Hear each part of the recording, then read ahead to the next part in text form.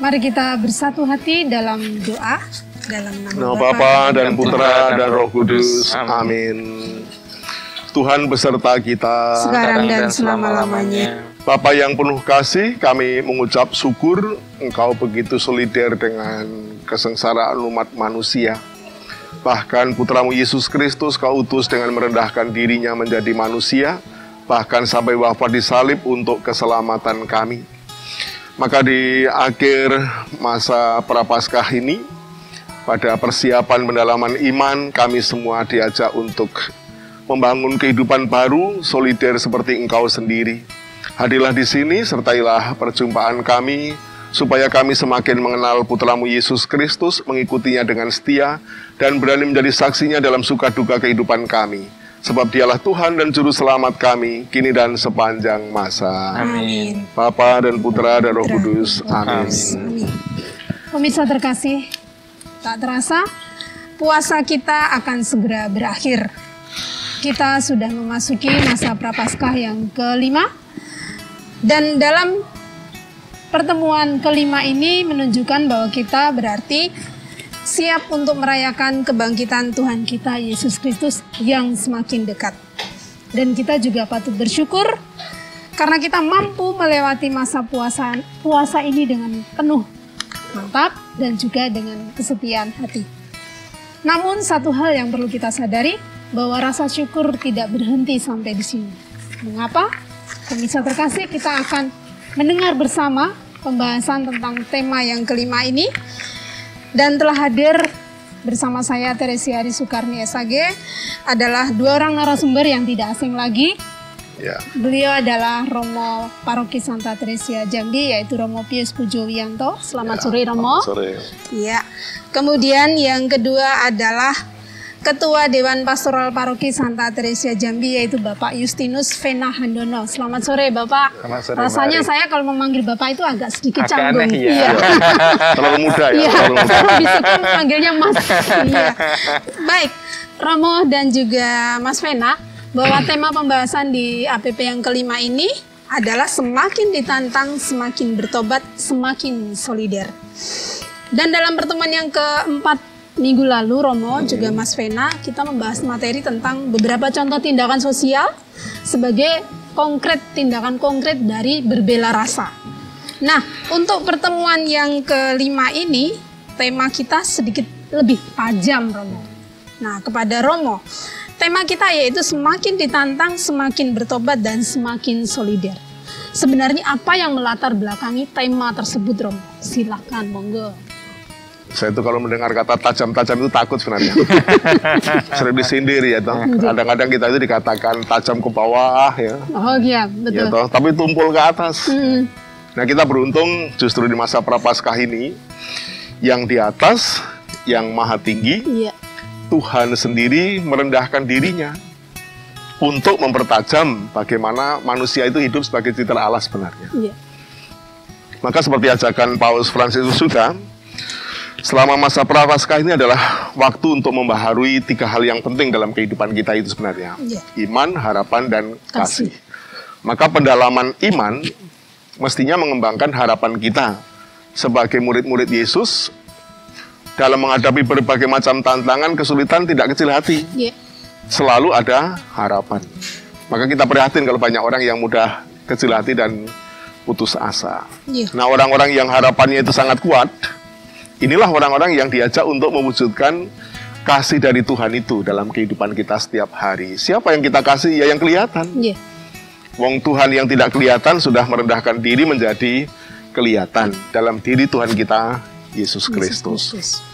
Maka dalam hidupnya sebagai manusia, bagaimana ia mengasihi yang kelihatan itu secara nyata.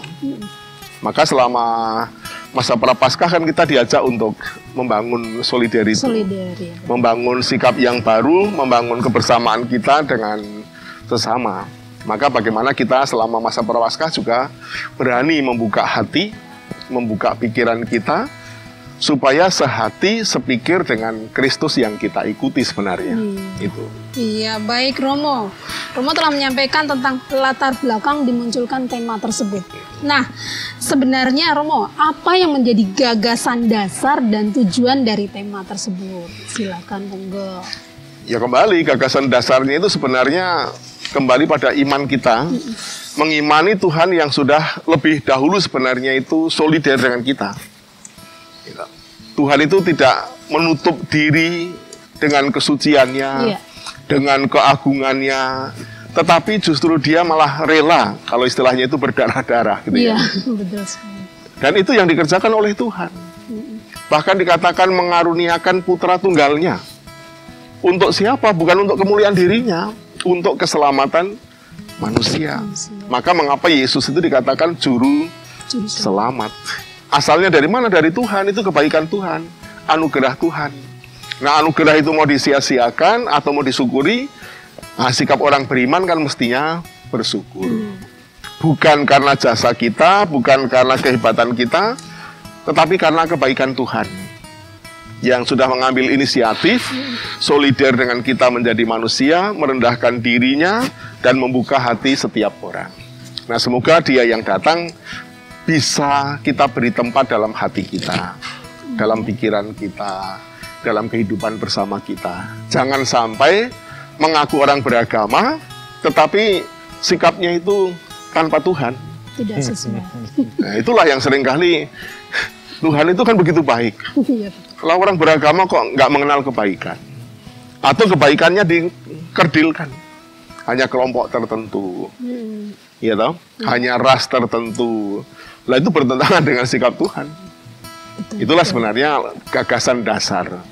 Bagaimana manusia itu dibuka kembali hatinya. Karena dosa, kekuatan yang jahat itu kan membuat manusia tertutup. Maka semakin jahat seseorang itu sebenarnya kan sangat tertutup. Betul. Semakin rapuh seseorang, dia semakin mengisolasi diri. Ya samalah di zaman COVID ini. Orang yang punya virus kan harus diisolasi. Nggak menyebar kan? Betul. Tapi saat dia sehat, nah silahkan kemana-mana. Itulah sebenarnya. Itu gagasan dasarnya itu Tuhan sendiri nggak menutup dirinya. Dia membuka dirinya, walaupun resikonya juga besar. Ya resikonya wafat putranya Yesus Kristus itu. Ya. Iya, itu berkaitan dengan gagasannya. Ya. Kemudian berkaitan dengan tujuannya, Rom. Tujuannya tentu mengembalikan citra manusia yang sudah dihancurkan, dirusakkan oleh ketidaktaatan manusia pada Tuhan. Maka Yesus itu kan sebenarnya citra Allah yang baru. Gitu. Adam yang baru. Adam yang baru. Gitu. Kalau Adam yang lama kan nggak taat. Nah, Adam yang baru ini taat, dan karena ketaatan satu orang ini, maka sebenarnya keselamatan itu menjadi nyata. Nah, supaya selamat ya mengikuti dia. Maka saat tidak memberi hati untuk dia, ya kita sebenarnya hidup tanpa kasih yang sesungguhnya itu. Maka kalau orang itu menerima Yesus, wujudnya nanti juga bagaimana kita bisa menghadirkan kebaikan-kebaikan Tuhan itu dalam karya-karya nyata. Iya, baik, matur nuwun Romo. Selanjutnya kepada Mas Vena. Mas Vena selaku Ketua Dewan Pastoral Paroki Santa Teresia Jambi. Nah, mohon kesediaannya untuk dapat menyampaikan kegiatan-kegiatan apa yang dilakukan di Paroki Santa Teresia Jambi yang menunjukkan bahwa Gereja Katolik itu juga merasa memiliki makna bahwa semakin ditantang, semakin bertobat dan semakin solider. Iya. Silakan, monggo Mas. Makasih Mbak Ari. Jadi begini, apa yang dilakukan di umat di paroki, apa yang dilakukan DPP itu tidak bisa serta-merta hanya pada periode ini. Betul. Karena tindakan menunjukkan rasa bertobat, semakin solider itu ditunjukkan sepanjang masa. Artinya tidak pada saat kepengurusan saat ini baru kemudian muncul ide gagasan ini, tidak. Tapi itu kegiatan yang mengalir. Bahkan tanpa dikoordinir pun, dalam tanda petik tidak dikoordinir pun, kegiatan itu berjalan. Karena mengalir dari hati satu pribadi-pribadi atau pribadi beberapa orang berkumpul jadi satu. Nah, di masa ini memang kita, atau di satu periode tahun pertama ini, kita memang mau mengajak umat untuk kembali kepada Kristus. Maka gerakan dasar atau ide dasar di 1 tahun pertama kepengurusan ini adalah Kristus di hati. Kita sungguh berharap kemudian yang akan kita canangkan nanti di tanggal 21, 22 di hari Minggu besok itu adalah pertama-tama kita menarik Kristus di hati kita sehingga kita punya rasa toleran seperti tadi Romo sampaikan. Kita menjadi seperti Kristus gitu ya. Belajar sedikit-sedikit menjadi seperti Kristus, terbuka dan lain sebagainya. Jadi ketika berbicara tentang kegiatan, tentunya kegiatan-kegiatannya banyak karya-karya sosial yang tidak perlu menggunakan nama DPP, bisa pribadi, bisa kelompok, bahkan juga dari DPP, tapi memang digerakkan oleh Kristus sendiri gitu ya. Kita melihatnya sih seperti itu. Tapi kalau ditanyakan, adakah kegiatan-kegiatan yang secara khusus, ya masing-masing seksi mempunyai programnya. Dan ketika berbicara tentang kegiatan-kegiatan yang khusus menunjukkan solidaritas, itu mungkin akan kelihatan di seksi sosial atau di bidang diakonia ya, di bidang pelayanan itu akan kelihatan sekali gerakan mereka di sana. Bagaimana karya mereka pendampingan terhadap anak-anak yang membutuhkan beasiswa, bantuan sosial, pelatihan dan lain sebagainya. Tapi juga bisa ditunjukkan dari bidang-bidang yang lain dengan karya mereka masing-masing. Ada yang mereka solider dengan yang tidak bisa nyanyi, maka mereka membantu berlatih menyanyi, itu juga solider. Mereka solider dengan keadaan teman-teman yang ingin misa tapi nggak dapat tempat parkir, maka mereka menjadi petugas parkir dan lain sebagainya. Itu menunjukkan solidaritas yang luar biasa. Tapi memang dengan ungkapan yang berbeda-beda. Saya pikir seperti itu. Ini contohnya saja. Ya, baik. Masih kepada Mas Pena, menurut Mas Pena, setujukah dengan pernyataan bahwa semakin sulit perbuatan baik dilakukan, itu tanda bahwa semakin besar kasih yang dibutuhkan? Ya, itu kalau pakai bahasa Inggris ungkapannya yaitu no pain no gain ya. Nggak ada penderitaan, tidak ada yang diperoleh. Saya dulu pernah begini Mbak Ari untuk menjelaskan setuju atau tidak setuju. Dulu saya tidak setuju. Karena saya pernah waktu kecil bertanya dengan bapak saya, mengapa mau menyelamatkan manusia itu harus repot? Tuhan Yesus datang, harus disalib. Kalau Dia Maha Kuasa kan dari atas saja bilang, kamu selamat, selesai gitu ya. Tapi iya, bim salah bim gitu. Tapi kan kalau dibuat bim salah bim begitu kan orang tidak tahu kasihnya itu seperti apa gitu ya. Orang tidak tahu kasihnya seperti apa. Jadi semakin sulit dengan kita melakukan kebaikan dengan cara yang tersulit, itu menurut saya itu justru menunjukkan mau mengekspresikan cinta yang paling besar gitu ya. Supaya orang yang dicintai pun sadar. Maka pilihlah masuk ke lubang yang sempit itu ya, lubang jarum yang sempit seperti itu. Saya pikir sih seperti itu ya. Gagasan itu menjadi sangat menarik ketika ya Tuhan sendiri pun mau mencintai dengan cara yang sangat unik. Mau mati loh, padahal kalau sangat maha kuasa pun sebenarnya dari atas bim salah bim, kamu selamat manusia, selesai gitu ya. Tapi ini mau mengesankan pertama-tama dengan orang yang dikasihi, yang siapa yang dikasih, dan dia sendiri mengeluarkan seluruh tenaga yang luar biasa untuk mengasihi orang yang dikasihi itu. Saya pikir gitu sih Mbak. Baik, makasih Mas Pena. Ini masih lanjut kepada Romo. Bagaimana Romo dengan tanggapan pertanyaan yang saya sampaikan juga kepada Mas Pena? Bagaimana memaknai pernyataan bahwa semakin sulit perbuatan baik dilakukan itu tanda bahwa semakin besar kasih yang dibutuhkan menurut Romo? Menurut Romo itu sendiri. Monggo, itu silakan. Kan bagi banyak orang sekarang ya. Itu rasa itu sangat tinggi gitu. Lah budaya instan. Cari mudahnya. Ngapain sulit ya kan?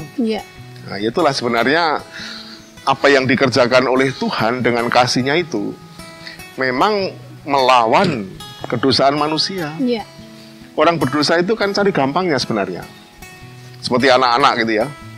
Ngapain sulit-sulit belajar, nyontek aja bisa. Nyontek bisa. Nah, itu kan sebenarnya budaya instan. Gitu. Karena yang dikejar bukan perjuangannya, hasilnya. Nah, kalau orang itu mengandalkan hasil, ya tadi saya kalau bisa jangan sulit-sulit, yang mudah-mudah hasilnya bagus. Dan banyak orang yang hancur karena prinsip itu. Maka mengapa Tuhan nggak menggunakan prinsip itu? Karena menghadapi manusia yang sudah tidak taat kepada Tuhan, yang mau bersulit-sulit sebenarnya Tuhan. Iya. Nah, kalau ditanyakan mengapa, wong Tuhan kok mau bersulit-sulit gitu kan? Karena dengan cara itulah manusia itu bisa diubah. Kalau hanya ikut dengan cara yang gampang, ya akhirnya bukan cara Tuhan. Ternyata untuk menyelamatkan itu biayanya mahal. Butuh modal. Iya, maka kesulitan-kesulitan itu membutuhkan satu ya kekuatan orang. Kalau orang nggak kuat menghadapi yang sulit-sulit ya tadi kehilangan iman, kehilangan harapan, kehilangan kasih. Ya. Kemudian yang sulit itu membutuhkan ya kecerdasan, keterampilan. Betul. Kalau ini tidak ada, menghadapi yang sulit-sulit juga tidak mampu. Ya. Orang yang tidak lapang hatinya gitu ya, atau pikirannya tidak luas gitu. Orang-orang yang picik nggak mau menghadapi yang sulit-sulit. Maka mengapa Tuhan itu justru mau membuka kembali hati manusia, pikiran manusia? Karena sebenarnya hanya dengan cara itulah manusia itu bisa membangun citra dirinya kembali. Maka saat kesulitan-kesulitan itu dikatakan tantangan, ya benar. Tapi orang yang tidak suka dengan tantangan, sebenarnya kan nggak maco gitu, nggak kuat. Nah, kan di mana-mana itu justru tantangan kan? Betul. Nah, iya, tantangan itu perlu. Tetapi siapa yang berani ditantang? Orang yang mau maju, orang yang mau membuktikan kekuatannya, itu kan yang bisa ditantang. Para penakut ditantang lari, gitu. Nah harapannya dengan tantangan-tantangan ini justru mau dibuka kembali apa sih yang dimiliki manusia. Apakah dengan mengimani Tuhan, menyambut Yesus, menjadi muridnya itu benar-benar ada kualitas tertentu yang mengisi hatinya, mengisi pikirannya. Kalau nggak punya, ya walaupun murid Yesus kan isinya beda-beda. Gitu. Murid Yesus yang imannya dalam, murid Yesus yang memang kasihnya, harapannya itu luar biasa. Itulah santo-santa, orang-orang kudus. Ya. Orang-orang yang justru dengan adanya banyak tantangan itu semakin semangat. Para misionaris itu tantangannya semakin hebat, senang. Ya. Biasa jalan mulus. Mengikuti jalan yang jelek, yang mobilnya sampai ke pater, bangga. Ya. Tetapi kalau orang yang tidak punya semangat dari dalam, ngapain sulit-sulit? Apa yang dicari? Jadi nggak menemukan makna sesungguhnya. Nah, Tuhan ke dunia itu kan berpetualang sebenarnya. Iya loh. Betul. Nah, iya, berpetualang Tuhan itu. Zaman sekarang juga banyak orang suka berpetualang, Mas. Iya, di mana-mana. Contohnya mobil ke pater difoto untuk selfie, Mas. Nah, iya. Jadi sebenarnya Tuhan itu berpetualang. Iya benar. Iya, toh? Nah, waktu kita mengikuti Tuhan, harus berani berpetualang juga. Gitu. Betul, Romo. Nah, seperti ungkapan itu ya Romo, berarti laut yang tangguh itu tidak pernah dilahirkan dari lautan yang tenang. Ya. Harus ada gelombang, dia baru muncul laut baru. Muncullah dia jadi pelaut yang tangguh ya, Pak. Iya, keterampilan nakoda, kekuatan kapal kan diuji dengan gelombang. Iya loh. Atau sekarang ini lagi di banyak jembatan loh. Setelah jadi kan harus diuji, dikasih beban. Betul. Nah, kalau memang kualitasnya bagus, bebannya bisa maksimal. Nah, manusia yang tidak kualitasnya bagus, beban kecil saja sudah meninggalkan Kristus, meninggalkan gereja, gitu, lari dari rumah. Itulah orang-orang yang sebenarnya tidak punya daya tahan. Berarti Tuhan yang berpetualang itu nggak diikuti. Dia ikut jalannya sendiri. Jalan Tuhan itu memang berbeda dengan jalan yang jahat. Ya contohnya, kalau Prapaskah mesti kan kita itu mendengar Yesus yang digodai di padang gurun. Iya, betul. Ya toh? Itu Tuhan yang sedang berpetualang. Yang dihadapi siapa? Iblis, setan. Jadikan roti dari batu, nah, itu kan gampang. Tuhan nggak mau mengikuti cara yang tidak natural. Gitu. Instan. Ya, sering saya katakan ya, untuk membuat roti harus dari gandum. Gitu. nggak mungkin lah kita ngaduk-ngaduk batu jadi roti itu. Tapi memang setan itu sering nggak masuk akal. Maka orang-orang yang tidak berlandaskan iman seringkali juga nggak masuk akal. Ngomongnya, bicaranya, perbuatannya itu nggak bisa dimengerti. Iya. Maka saya itu sering sangat senang dengan gunakan akal sehat kalau mau selamat gitu. Iya. Maka Tuhan itu mengajak kita menggunakan akal sehat kita. Maka orang-orang yang akalnya tidak sehat, yang sedang sakit, mudah-mudahan di masa prapaskah ini, tantangan-tantangan yang berat, justru hati dan akal kita itu menjadi sehat kembali. Iya, amin. Terima kasih Romo. Kita lanjut kembali kepada Mas Vena. Mas Vena masih selaku Ketua DPP karena menjabat sebagai Ketua DPP. Bagaimana menanggapi panggilan gereja dalam mewujudkan kehidupan ekonomi yang berbela rasa ini? Apakah ada kegiatan atau gerakan-gerakan yang disepakati? Dan bila ada, kapan? Kemudian mungkin ada penanggung jawabnya seperti itu. Bagaimana, Mas? Ada dua hal yang kemudian sebenarnya yang sudah berjalan, kalau kita bisa sebut itu 3 ya, sambil ditambah yang sudah berjalan. Yang pertama tentunya bantuan sosial, artinya bentuknya itu bantuan sosial ya.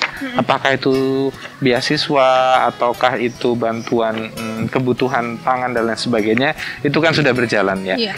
Lah, itu dimensinya ada 2, Mbak. Pertama kepada orang yang memberi, dan yang kedua adalah kepada orang yang diberi. Itu dimensinya. Jadi berbela rasa pada 2 hal itu. Kita juga mau menciptakan kepada yang diberi, itu mereka tidak boleh terus-menerus menengadahkan tangan, begitu ya.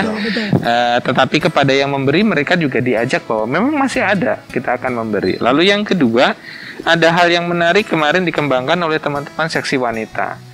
Mereka mengadakan pelatihan-pelatihan yang sebenarnya kelihatannya simple, tetapi bisa menghidupkan kreativitas untuk keluar bangkit dari masalah ekonomi. Misalkan pelatihan membuat kue, pelatihan membuat buket, dimotori dengan Mbak Wati dan kawan-kawan. Itu kan sebenarnya ingin menunjukkan, mari kita nggak boleh berpasrah diri loh. Ada banyak peluang, ada banyak kemungkinan untuk hal-hal seperti ini. Lalu yang ketiga, yang terakhir yang kemarin sudah digagas oleh seksi sosial adalah bagaimana ternyata kita di zaman sekarang pun kebutuhan berbela rasa itu tidak hanya diungkapkan dengan sembako, pelatihan, tapi juga bagaimana kita menyentuh orang-orang, anak-anak yang belum bisa baca tulis. Nah, ini kan salah satu bentuk kegiatan ya, 3 kegiatan yang saya tidak bisa mengatakan ini menjadi kegiatan pokok utama, tidak, karena gereja itu kan dihidupi oleh Roh Kudus ya, Romo ya. Jadi ada mungkin satu event ini jalan secara terus-menerus, nanti di tengah-tengah ada hal lagi diinspirasi untuk melakukan hal yang baru. Memang kita tidak terlembagakan secara khusus, tetapi sekali lagi ini bergerak, apakah dari personal, kelompok, terorganisir, atau mungkin terpisah, seperti itu, Mbak. Itu saja. Ketika ini sudah bergulir ya, bergulir ya. Dan saya sih merasa 3 hal yang sudah dikerjakan ini makin hari saya pikir akan ada yang akan berkembang menjadi lebih besar lah. Akan bertambah ya. Akan bertambah. Iya.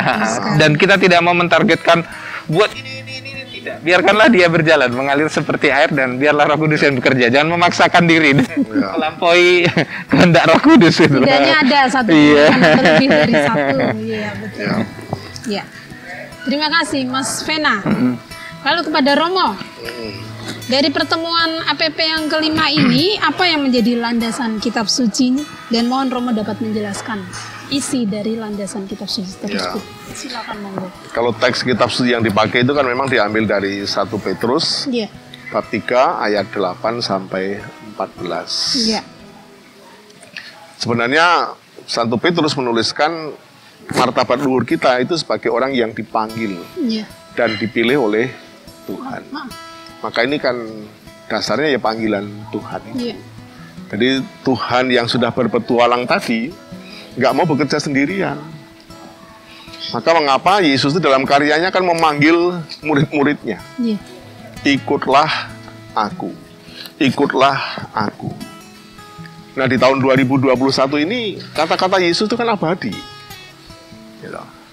Sama Tuhan itu abadi dari dulu, sekarang maupun yang akan datang. Maka sekarang pun Yesus juga berbicara. Tuhan Yesus itu berbicara kepada kita semua, kepada umat, kepada manusia di dunia ini, ikutlah aku, jangan mengikuti yang jahat. Jangan mengikuti yang tidak taat. Berpetualang bersama aku. Waktu Yesus mengatakan ikutilah aku, kan murid-murid ya rela meninggalkan pekerjaannya, meninggalkan orang tuanya, mengikuti Yesus. Walaupun setelah mengikuti Yesus, Yesus berpetualang, mengunjungi murid-muridnya, mengunjungi mertua Simon. Berarti kan kembali juga. Mengikuti Yesus berarti ya itulah sebenarnya petualangan manusia ini. Maka gereja ini sebenarnya kan orang-orang yang menanggapi panggilan Tuhan. Maka Santo Petrus kembali mengajak kita bagaimana Tuhan itu benar-benar pribadi. Seperti yang di ayat 12 itu dikatakan demikian. Sebab mata Tuhan tertuju kepada orang-orang benar, dan telinganya kepada permohonan mereka yang minta tolong. Tetapi wajah Tuhan menentang orang-orang yang berbuat jahat. Bagaimana Santo Petrus itu melihat Tuhan itu dikatakan ya matanya, kemudian ya telinganya, kemudian juga ya wajahnya bahkan. Mau mengatakan Tuhan sungguh hidup. Dan kita bisa melihatnya itu ya dalam pribadi Yesus. Maka bagaimana Yesus itu kan juga menggunakan seluruh pribadinya, ya matanya, ya tangannya, ya telinganya, untuk berbuat nyata, menolong orang. Maka kita dipanggil oleh Tuhan yang mengikuti Dia. Maka harapannya dari yang ditulis oleh Santo Petrus ini kan sebenarnya seperti pengalaman. Bagaimana dia yang telah lebih dahulu memutuskan menjadi murid Yesus, berani mati untuk Yesus, sekarang menuliskan juga untuk orang beriman. Ikutilah aku. Ya. Maka semoga semangat Santo Petrus juga menjadi semangat kita semua, semangat gereja. Karena toh Petrus itu akhirnya menjadi paus yang pertama, pimpinan gereja Katolik yang pertama. Dan yang ditulis kan menjadi sabda Tuhan. Gitu. Kalau kita membaca surat Santo Petrus kan setelah selesai juga demikianlah sabda Tuhan. Berarti pun Tuhan juga menggunakan tulisan Santo Petrus untuk berbicara kepada kita. Nah, kalau Tuhan itu sangat peduli pada orang benar, ya itulah mengapa Yesus yang ditolak oleh manusia diterima oleh Bapaknya. Dibangkitkan dari antara orang mati. Karena memang Bapa itu benar-benar peduli pada orang-orang benar yang taat kepadanya. Apa hadiahnya? Keselamatan, bukan kematian. Gitu, itu sudah. Maka petualangan kita itu kan menuju Paskah. Petualangan Yesus itu kan bukan menuju penderitaan. Betul. Penderitaan tanpa Paskah itu nggak masuk akal. Itu bagi iman Kristen. Maka kalau orang menderita putus asa itu nggak bisa ikut Paskah. Ya itu. Orang yang mati tanpa iman itu ya tidak ikut Paskah.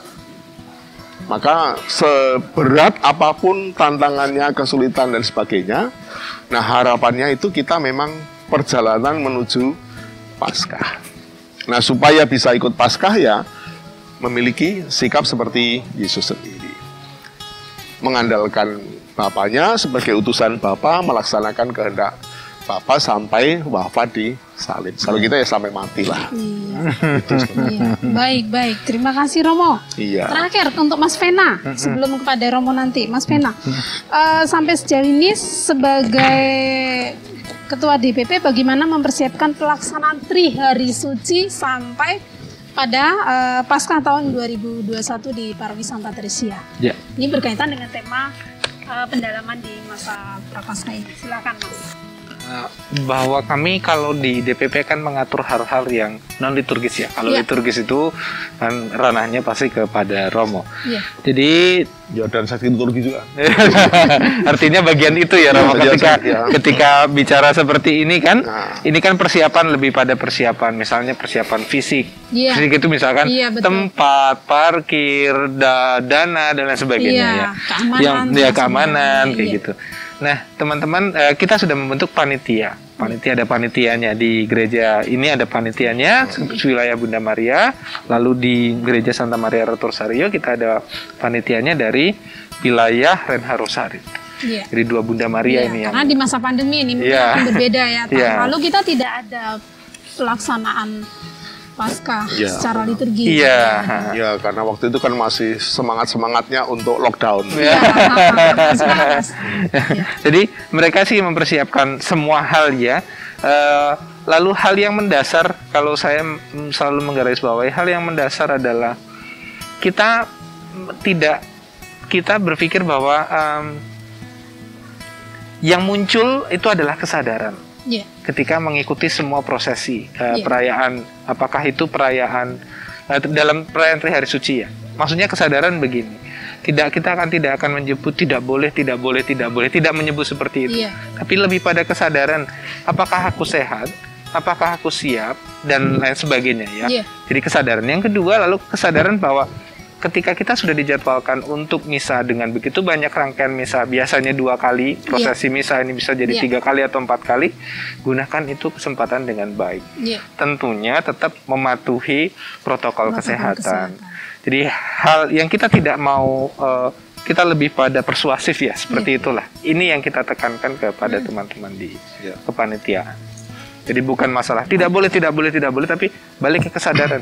Ada jadwal begitu banyak, ada rangkaiannya, lalu kesadaran kembali pertanyaan pada diri sendiri. Hadir sesuai dengan jadwalnya ya? Iya, hadir sesuai dengan jadwalnya, lalu ke masing-masing pribadinya ya.